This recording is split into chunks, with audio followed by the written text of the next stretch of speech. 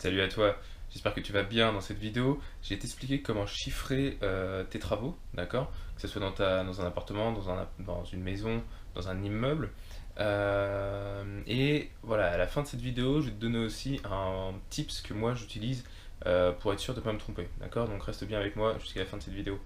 Euh, alors pour chiffrer des travaux, selon moi, tu as deux méthodes, d'accord?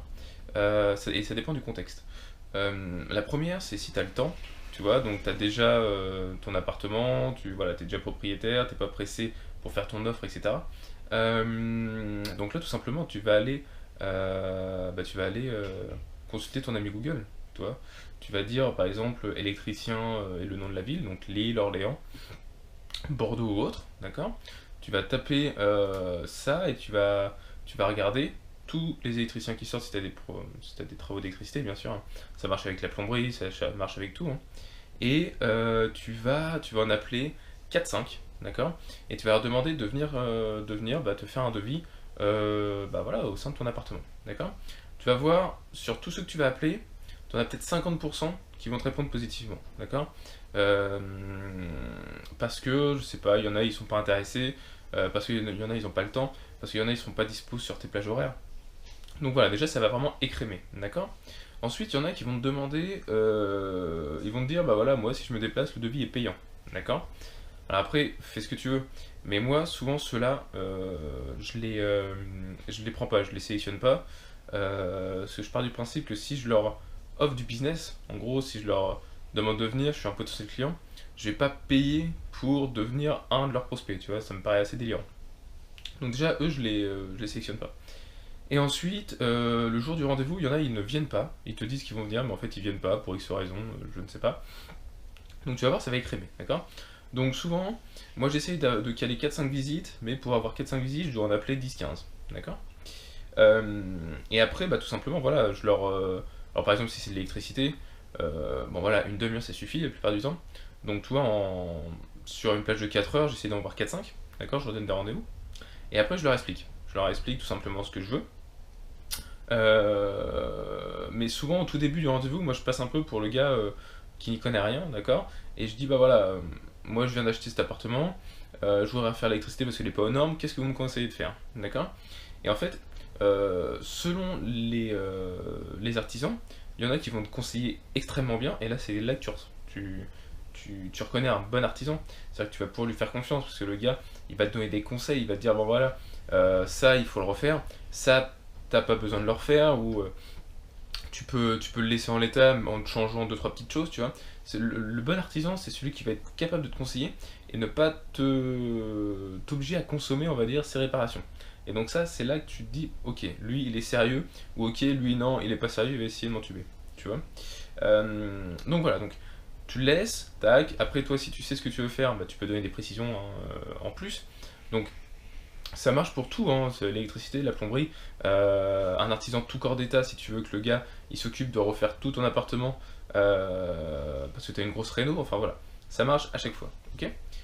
Et donc là, bon voilà, le gars il va prendre ses notes et tu lui dis, bah voilà, moi j'ai besoin d'un devis, bah voilà, dans 2 3 4 jours.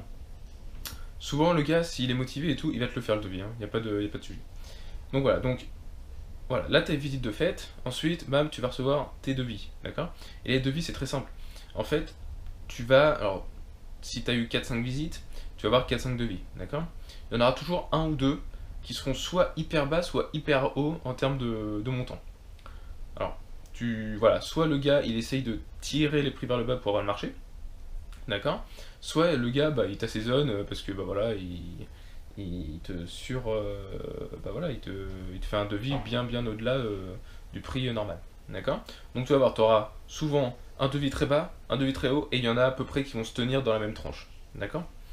Donc voilà, et après il suffit que tu regardes dans la même tranche et que tu compares surtout ce qui a été chiffré ou non. Parce que parfois il y a des devis qui vont être hyper hauts, mais parce qu'ils ont chiffré bien plus que toi tu ne veux. Donc tu pourrais recontacter l'artisan pour lui dire, bah non, moi il me faut retirer telle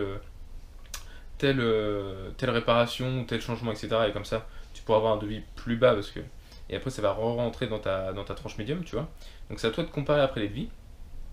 Et après, pour deux devis équivalents, très concrètement, c'est le feeling qui va rentrer, d'accord? Si le gars tu as eu un bon feeling, si tu sens qu'il est sérieux, si tu sens que derrière il y a une grosse boîte, qu'il est pas tout seul, parce que parfois il y a des artisans, ils sont uniquement seuls dans l'entreprise. Alors je dis pas que c'est faut les éliminer, pas du tout. Mais du coup, ils auront peut-être moins de flexibilité que si c'est une société de 5-6 personnes, où là il y a un des gars qui pourra venir entre deux chantiers pour terminer un truc et ça va peut-être avancer plus rapidement, tu vois. Donc voilà. Donc c'est comme ça que moi je fais mes devis. Alors après ça c'est parce que quand t'as le temps, tu vois, t'as le temps, voilà, c'est pas pressé. Après il y a souvent dans des cas, moi je visite et je veux faire une œuvre très rapidement parce que je sais que le bien va partir parce que c'est une bonne affaire, etc. Donc là il faut que tu sois capable de faire un devis ou d'estimer les travaux seul, d'accord? Et c'est là que ça peut être un peu plus compliqué. Donc soit t'as de l'expérience et tu te dis bah ok tu connais à peu près le coût des travaux, donc tu arrives en prenant des notes durant la visite, ensuite tu te poses et tu arrives à faire ton devis et à 10% t'es bon, tu vois. Moi c'est ce que je faisais enfin c'est ce que je fais depuis, enfin assez souvent, tu vois. Parce que je sais que voilà pour faire une cloison c'est temps, pour changer ou pour mettre des arrivées d'eau c'est temps, pour changer l'électricité voilà c'est à peu près temps, voilà. Ou et bah, tout simplement, tu as de quoi calculer les devis, les coûts, pardon, excuse-moi. Moi, par exemple, tu vois là, tu as peut-être vu, j'ai sorti un calculateur de budget travaux, et en fait, dedans, tu as juste à rentrer les dimensions de ton appartement, les travaux que tu souhaites, et ça te sort un devis, tu vois. Donc ça peut être aussi un bon outil pour toi, c'est-à-dire que les surfaces de ton appartement, des murs, etc., tu les as facilement, tu vois. Donc après, il te suffit de se servir de cet outil-là, et tu as un premier chiffrage qui sera à peu près à 5-10% souvent, tu vois. Mais au moins, ça te permet de faire après ton business plan pour ton appartement, ou pour ta maison, ou pour ton immeuble. Et ça te permet de faire une offre où tu seras rentable, d'accord? C'est ça qui est hyper important, c'est-à-dire que quand tu fais ton business plan ou ton plan de financement de ton appartement ou ton achat immobilier, il faut absolument que tu connaisses le coût de tes travaux. Si tu connais pas ça, et bah tu peux pas faire tu sais pas si ton appartement il sera rentable ou pas rentable, tu peux pas faire tes prévisions de chiffres, d'accord? Et donc c'est ça, et c'est là que tu feras la différence euh, quand tu vas aller visiter un bien, c'est que moi je sais que quand je visite un bien, je vais le voir, je vois ce que je veux faire en une visite d'une heure, il faut prendre un peu le temps quand même. Voilà, j'arrive, dans les 5 premières minutes, je sais si je suis intéressé ou pas intéressé, d'accord? Ensuite, très rapidement dans ma tête, moi ce que je vais faire, toujours avec de quoi noter, je vais me dire, ok, je vais soit faire la coloc, soit je vais faire de la division, soit, alors ça c'est pour les grandes surfaces, pour les petites surfaces ça peut être juste un T2, tu vois, donc là il n'y a pas trop le choix, tu feras de la coloc, de la location classique, mais je sais ce que je vais faire. Ensuite, je sais les travaux que je vais faire, grosse maille, et comme ça après, je rentre chez moi, je me fais un premier devis de travaux, d'accord, et je me fais mon plan de financement, tu vois, et le soir ou le lendemain, je suis capable de faire une offre très rapidement.